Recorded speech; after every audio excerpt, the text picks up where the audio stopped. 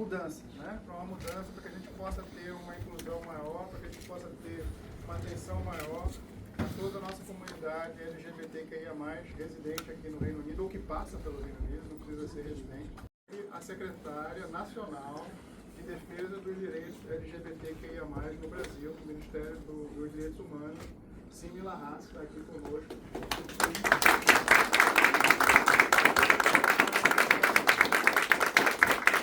Eu estava em Genebra, numa reunião, veio para cá para poder participar desse evento, para conhecê-lo, para prestigiar o evento, para marcar esse evento. Eu queria passar a palavra para ela, que é a quem a gente quer ouvir, né?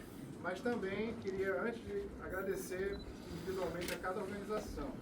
Obrigada, né? O nosso chefe do consulado falou que ia falar pouco, acho que eu não costumo falar pouco, então me cutuque quando eu estiver entediando vocês, tá? Mas não é todo dia que a gente vem, né, a Londres, é a minha primeira vez em Londres, então não é todo dia que a gente tem uma oportunidade de se conectar a uma galera que está fazendo um trabalho legal, as pessoas que, né, do nosso país que estão aqui, não é todo dia que a gente tem essa oportunidade. Para mim, em especial, é muito bacana ver, né, o consulado recebendo essas pessoas, recebendo com esse intuito. Porque ano passado, em março, quando a gente assumiu a secretaria, que é uma secretaria nova, ela não existia como secretaria nacional. Para vocês terem uma ideia, quem conhece a estrutura do governo, você tem o presidente, o ministro e as secretarias nacionais, que são uma espécie de vice-ministério. Em alguns países chamam assim. E nós fomos elevadas a esse segundo escalão de governo e estamos ocupando o maior escalão da pauta LGBTQIA+, no mundo. Não tem nenhum outro.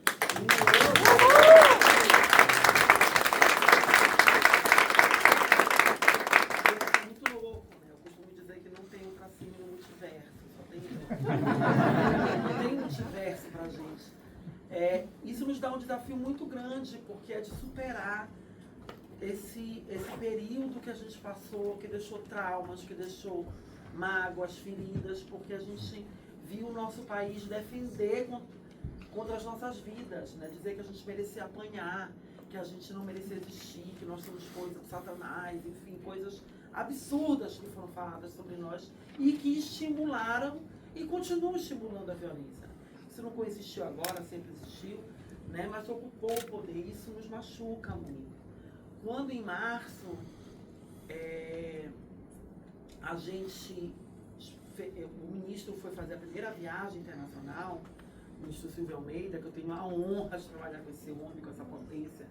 Quem não conhece, dá um Google, você tem que se apaixonar pela história do Silvio, pelo que ele já escreveu, pelo que ele entregou para a história da luta contra o racismo, né? E é tão importante, e uma honra de ter sido escolhida por ele para estar secretária. E ele escolheu ir para Genebra no passado e me levar.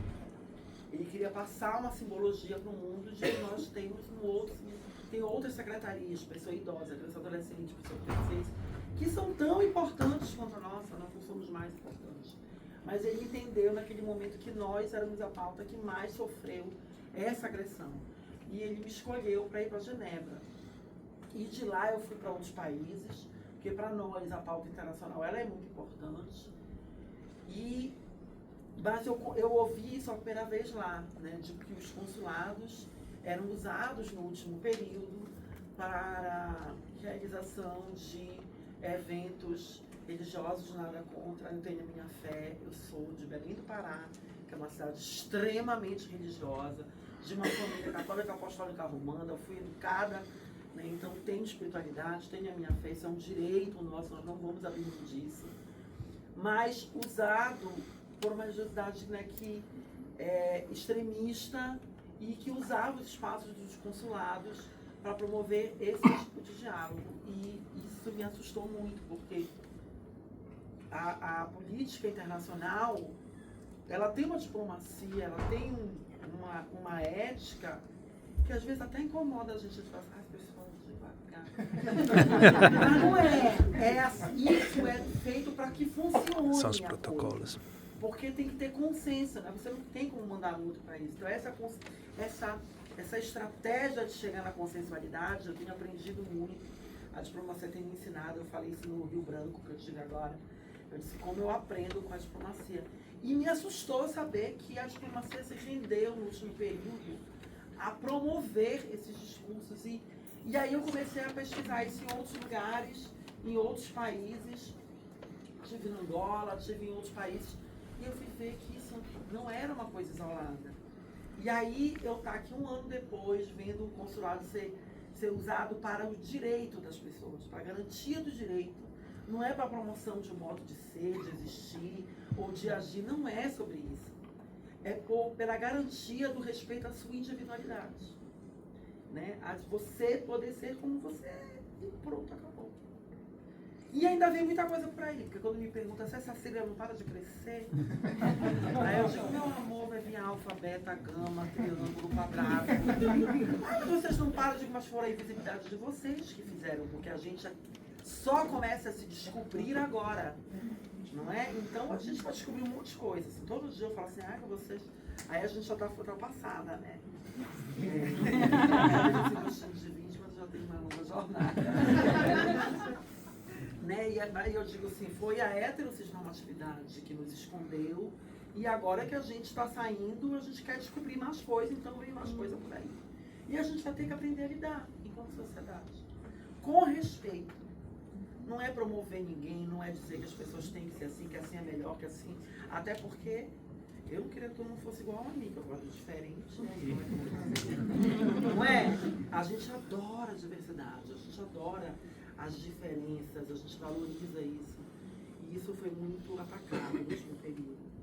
Então eu acho que a gente passa, quando a gente faz atividades como essa, uma mensagem muito importante de que pode salvar a humanidade, né? Que está adoecida por esse preconceito, por esses preconceitos.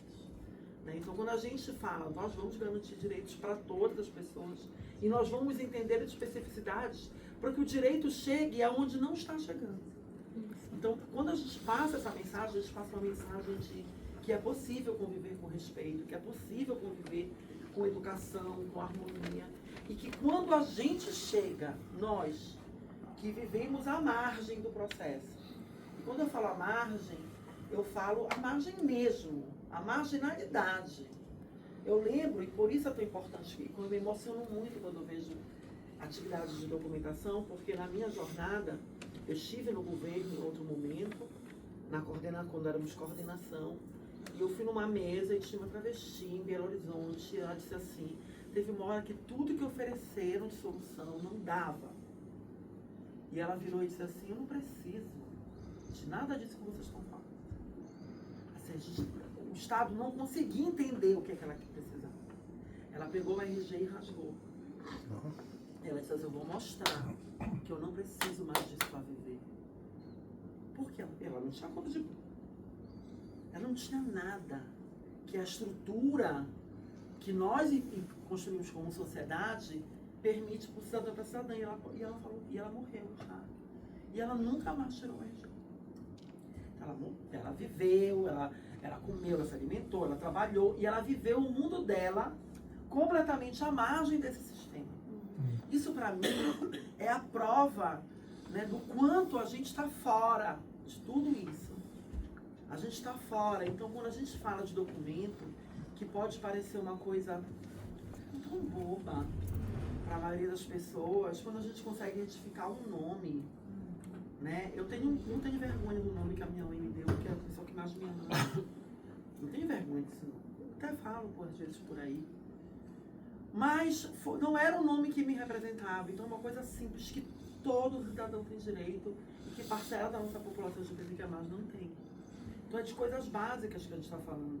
O STF, quinta-feira, eu estou ruim, porque eu já estou perdendo as datas. Dia 29, quarta-feira, vai votar o uso do banheiro. Que coisa ridícula. Ridículo é a gente dizer se pessoas trans podem ou não usar o banheiro de acordo com o seu gênero. Isso é vergonhoso, na minha opinião, mas necessário. Porque a gente está sendo violentado. Né? Sim. Então, a gente precisa de espaços como esse. Sobretudo porque a nossa pauta Eu falei que estamos no maior escalão, tenho muito orgulho disso, mas nós temos o menor orçamento. Eu vou passar um QR Code com Pix. Mas aqui tá babado, então eu vou aproveitar para passar com a gente. Mas nós não temos esse orçamento. Exatamente porque nós não existimos na política. Por outro lado, quando o presidente assume ter uma secretaria nacional, e eu tenho muita honra de estar minha trajetória ter ocupado essa secretaria pela primeira vez, né? Ele deixa uma mensagem. Gente, não fui eu. Eu sou caliente, mas não sabia que eu ia Ele passa uma mensagem, quer dizer, vocês façam o dever de casa. E nós vamos fazer. Ano que vem, se alguém estiver no Brasil, em outubro, nós vamos realizar nossa 4ª conferência. Ela tem como tema Construindo a Política Nacional. Nós vamos entregar na mão do PAP a nossa política nacional. O que é que nós queremos na política pública? Porque a população de rua tem, a pessoa com deficiência tem, algumas como lei e outras como políticas, e nós vamos entregar. E nós vamos começar a existir na política pública e brigar por orçamento de gente grande. Né? Mas enquanto a gente não está na estrutura, a gente tem um orçamento que é da boa vontade. Né? Mas a gente é criativa, né? Então, quando chegou o convite, eu aproveitei que eu ia para Genebra, aí comprei minha passagem por Londres, ela saiu só R$1.000 a mais. Eu disse, tá vendo? Economia, gasto público. Mas para garantir estar aqui. Também porque, estou finalizando, tá? A gente quer construir um material internacional. A gente quer construir um material que fale, né, sobre qual é o status da arte, da situação no mundo, para que as pessoas, quando façam uma migração ou um turismo, elas saibam em que território elas estão pisando. Um material orientador para a rede consular, porque a gente cobra ser bem tratado, e está certo, a gente tem que cobrar mesmo. Mas os profissionais, eles não sabem como lidar com a gente e não é ensinado como lidar com a gente. E quando a gente fala que gênero e sexualidade tem que estar nos currículos, as pessoas dizem que a gente está falando que a gente quer demais. Mas como é que um médico que aprendeu na anatomia corpo de um homem e corpo da mulher vai olhar para o meu corpo? Tem um pouco de cada. E aí eu tenho que me adequar a um ao outro? Mas eu não quero. Por que eu não posso ser essa metamorfose ambulante, né? Como disse o nosso querido saudoso. Saudoso não, da minha época. Eu sou de Pablo Vittar pra cá.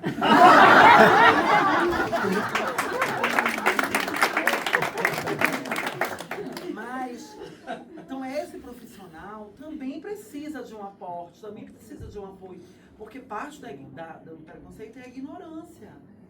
Às vezes não é o ódio, é a ignorância, a gente não sabe lidar. Por exemplo, eu falo muito para a secretária, para a Ana Paula Feminela, que é a secretária de deficiência, o quanto eu aprendo, porque são muitas deficiências. E eu não sei como eu vou aprender sobre tudo. E a gente fica fazendo uma piadinha com a outra, sabe? Aí quando ela dá um vacilo eu vou lá, quando eu dou um vacilo ela vai. Então, mas é de uma maneira, né, tá até carinhosa da gente brincar um pouco, mas de lembrar o tempo inteiro que a gente precisa estar se reeducando. Então a gente quer preparar esse material para a rede consular, né, para orientar, para identificar que serviço a rede consular pode ofertar. Então vir aqui também me ajuda muito a entender isso, a entender melhor essa rede e a gente preparar o material que a gente quer finalizar no ano que vem e que sirva para os turistas, que sirva para pessoas migrantes, para as refugiadas. Agora vocês, não sei se vocês já sabem, mas o Brasil, desde o ano passado, ele tem um processo simplificado para pessoas que pedem refúgio, oriundas de países que têm pena de morte, né, que assassinam pessoas como nós, por sermos quem somos. E a gente agora tem um processo simplificado. Isso quer dizer que o Brasil é o país mais seguro para nós? Nós sabemos que não. Né? Nós sabemos que não, mas a gente também não está a fim de esconder isso. Né? A gente recebeu todos os relatórios sobre assassinato de pessoas trans e de pessoas LGBTQIA+, no ano passado e nesse ano. E as pessoas perguntam por que se a gente não tem vergonha de receber enquanto ministério. A gente fala, não. A gente não é a causa, a gente quer ser a solução dos problemas. E é por isso que eu queria dizer que para mim é uma honra estar aqui, porque a gente quer, junto com vocês, ser parte dessa solução. Então, parabéns a vocês pelo dia de hoje. Eu estou muito emocionada de estar aqui e eu vou ficar aqui para a gente se conhecer mais, conversar. E realmente, muito obrigada à equipe do consulado, né, que teve essa ousadia. E obrigada a todo mundo que topou vir aqui. E, por favor, tragam as outras pessoas, porque nós não olhamos esse espaço como nosso. A gente tem medo, porque a nossa vida é de fuga, é de rota de fuga, é de chegar... Quando que eu imaginei que eu vim para Londres, ia entrar em Londres com um passaporte oficial? Para mim, eu só vinha para cá para exercer a minha profissão, que ela é pública, ela está no meu Instagram, eu respondo todos os dias por isso. Ontem mesmo, na CEDAW, ela estava marcando meu Instagram porque eu me assumo como gestora e como puta, porque eu sou puta e não tem ex-puta. Então não tem por que eu ter vergonha da minha trajetória.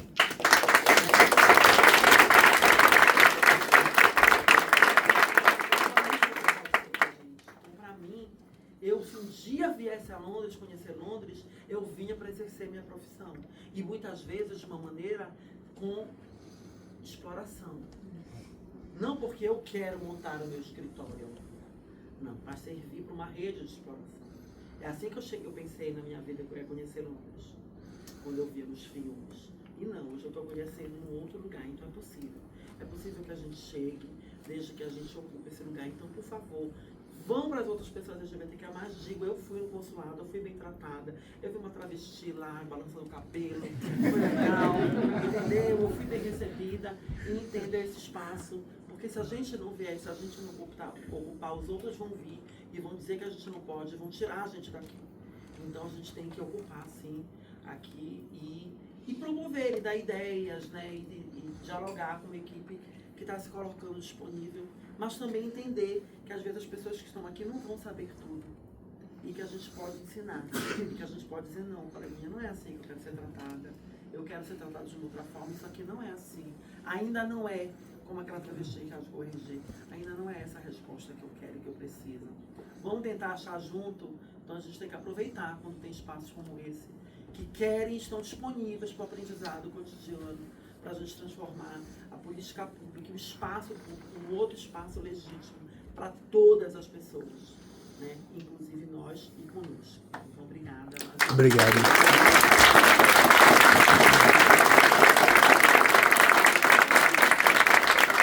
Sobre um pouco do que é o acesso ao NHS, porque inclusive nessa conexão de sair do Brasil, entrar num país novo e descobrir outras instituições públicas, é muito difícil navegar esse serviço e entender o que você tem direito, o que você tem acesso. Eu, como profissional de saúde, eu sou médico de saúde sexual e HIV, eu sou especialista em saúde LGBT, eu trabalhava no Brasil com a terapia hormonal no processo de transcidadania, no Serviço de Transcidadania em São Paulo, e sexólogo, então eu trabalho com saúde sexual e terapia de casal. Eu saindo do Brasil, vendo as dificuldades que foram, principalmente no desgoverno que a gente teve no momento que eu saí do Brasil. Um dos motivos foi, inclusive por ser ativista LGBT, foi sofrer violência no sentido, um dos motivos de eu sair e procurar outros lugares para poder explorar uma área de ativismo, mas uma área de trabalho. Vim para cá, foi descobrir que aqui na Inglaterra os serviços são muito similares. Então o SUS, o NHS, ele foi uma inspiração para o SUS. Né? O NHS ele tem mais de 80 anos, o SUS ele é um pouco mais novo, mas o SUS foi desenvolvido muito inspirado no NHS. Então o serviço funciona de uma forma muito parecida. O acesso, a distribuição de atenção primária, secundária, serviços terciários e especializados é muito semelhante.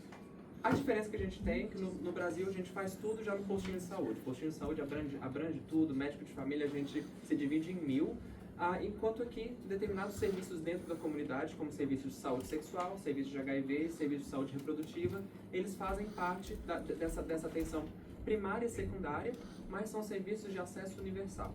Então, algo que muita gente não sabe é que você não precisa estar registrado com o GP, que é o médico de família daqui, você não precisa ter um visto, você não precisa você pode estar por passagem no país e você ainda assim tem direito ao acesso a todos os testes, a testagem, tem direito à prevenção e à promoção de saúde no quesito do HIV e de doenças sexualmente transmissíveis. Então, faz parte da Declaração Universal de Direitos Humanos o acesso à saúde, o acesso universal à saúde, e algo que é bem respeitado no NHS, principalmente quando a gente fala de uma infecção que continua sendo uma pandemia como o HIV, e que é um trabalho global a gente diminuir o risco de transmissão, e também faz parte das metas, né, das metas das Nações Unidas, a gente diminuir não só a transmissão, que todas as pessoas vivendo com HIV estejam em tratamento, em níveis indetectáveis, mas também diminuir o estigma do HIV.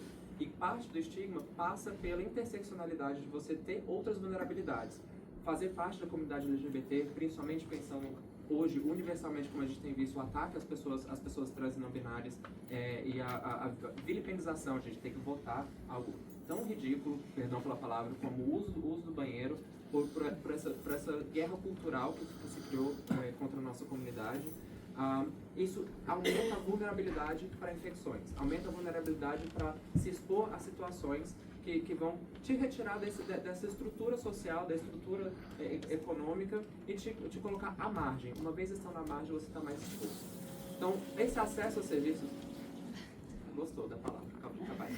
O acesso ao serviço de prevenção, serviço de saúde sexual, serviço de contracepção e serviço de HIV, além de universal, são também completamente gratuitos. Então, diferente de outros serviços no NHS, que você tem que pagar pela sua prescrição, pagar para retirar sua medicação, dentro das clínicas de saúde sexual, nenhuma das medicações são pagas. Então, todos os antibióticos, todos os métodos contraceptivos, inclusive os métodos de longa duração, como o DIU hormonal, todos esses são completamente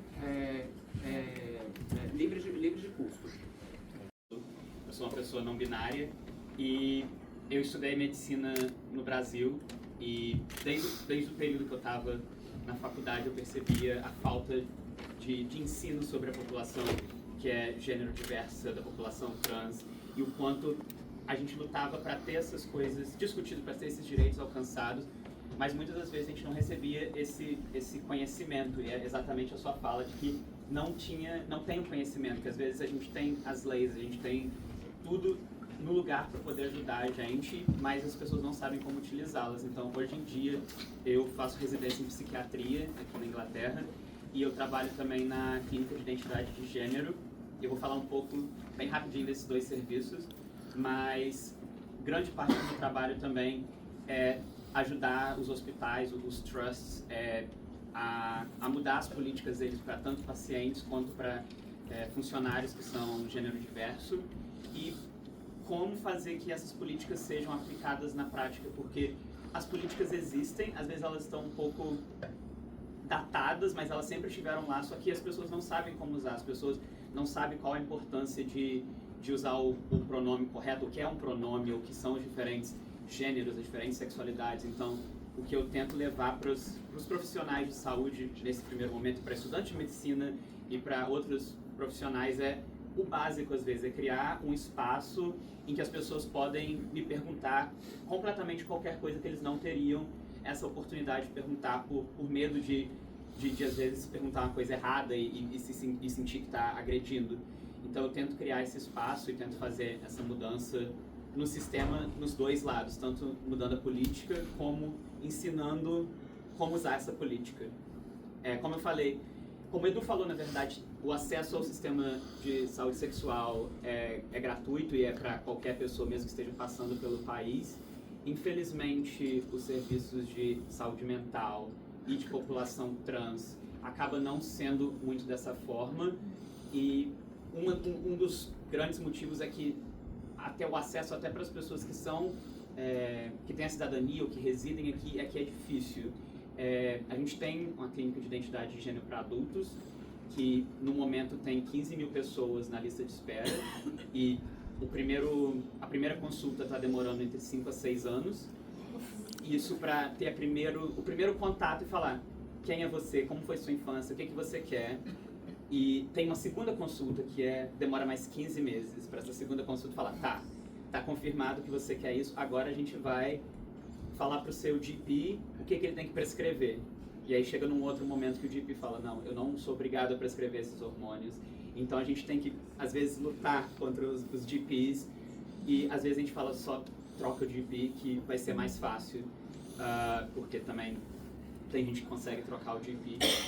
Mas no momento que a pessoa consegue acessar esses serviços, a clínica de identidade de gênero, elas fornecem para o GP como fazer o tratamento hormonal, eles conseguem fazer o encaminhamento para cirurgias, e o que é muito incrível é que as pessoas, eles ouvem o que a pessoa quer e quais são as prioridades da pessoa com a cirurgia, com a medicação, e isso ajudam ela a escolher qual é a forma de cirurgia que é a ideal para ela, se for o caso.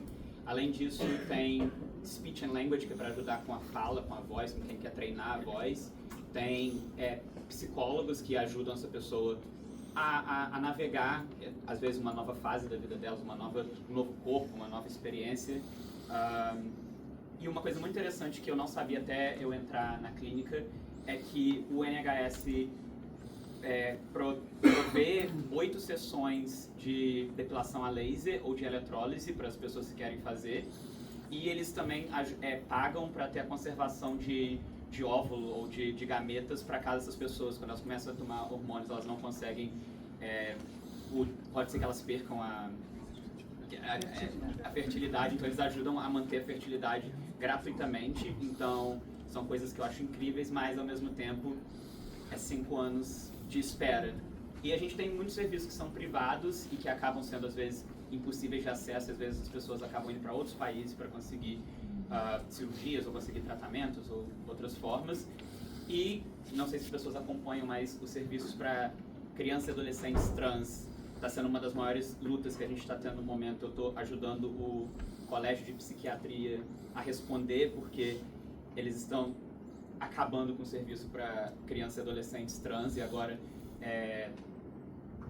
bloqueador hormonal só pode ser prescrito se estiver em num estudo, e ninguém está começando a fazer um estudo porque os estudos não tem verba para fazer esses estudos. Então, assim, quando que a gente vai conseguir isso? E a lista também só aumenta de crianças e adolescentes que querem fazer isso. Enfim, e em saúde mental, no geral, agora, fora da clínica de identidade de gênero, a saúde mental em geral, o acesso também às vezes é difícil para conseguir chegar, porque é tudo manejado primariamente pelo médico de família, e só quando esse médico de família não consegue manejar, que ele encaminha para o serviço secundário de saúde mental, que também é um serviço que às vezes demora meses ou demora até anos para as pessoas conseguirem acessar psicoterapia ou psiquiatra.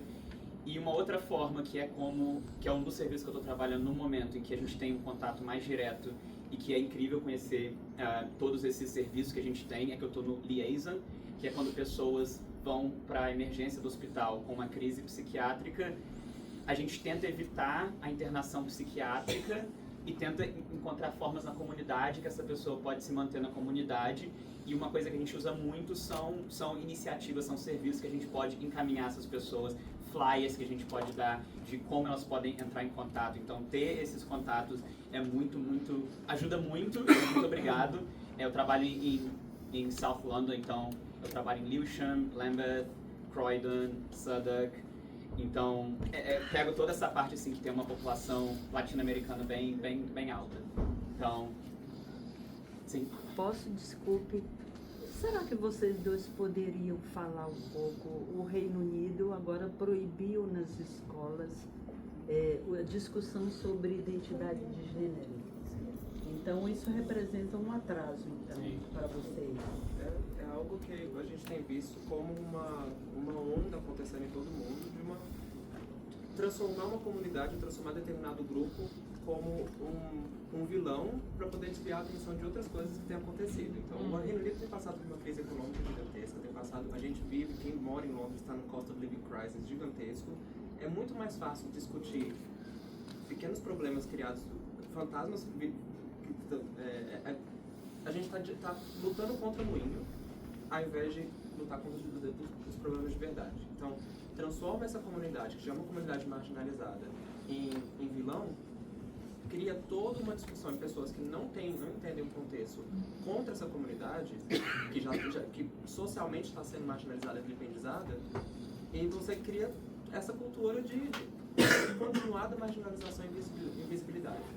Então, como pessoas de gênero diverso, como pessoas que trabalham com isso, como ativistas, é revoltante ver o que acontece. É revoltante ver que as estruturas sociais que deveriam dar apoio para toda a sociedade estão voltando determinado margem da sociedade contra outra.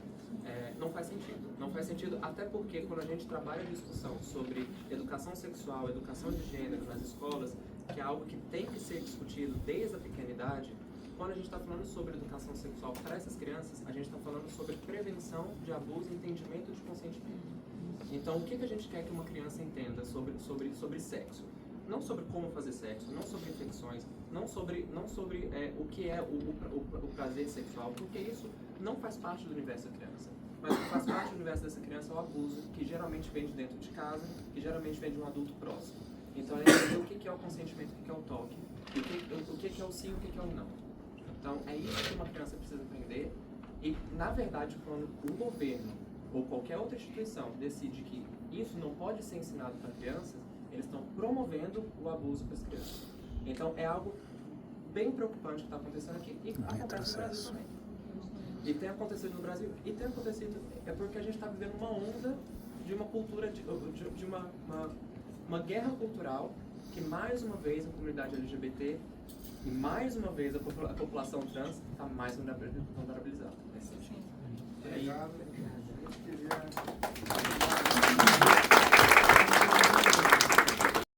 Somos trans inclusivas, temos os únicos refúgios para mulheres latino-americanas no Reino Unido, temos um único serviço especializado para mulheres LGBTQ+ latinas também no Reino Unido. Nos nossos encontros de organização para esse evento, foi trazido pela comunidade trans feminina de Londres a necessidade de ouvir sobre o trabalho sexual no Reino Unido. E por isso convidei a Andy, que veio para falar exatamente sobre direitos, não direitos, o que pode e o que não pode do trabalho sexual no UK. Andy. Olá, sou Andy, sou vulca já faz 16 anos, lá em Inglaterra.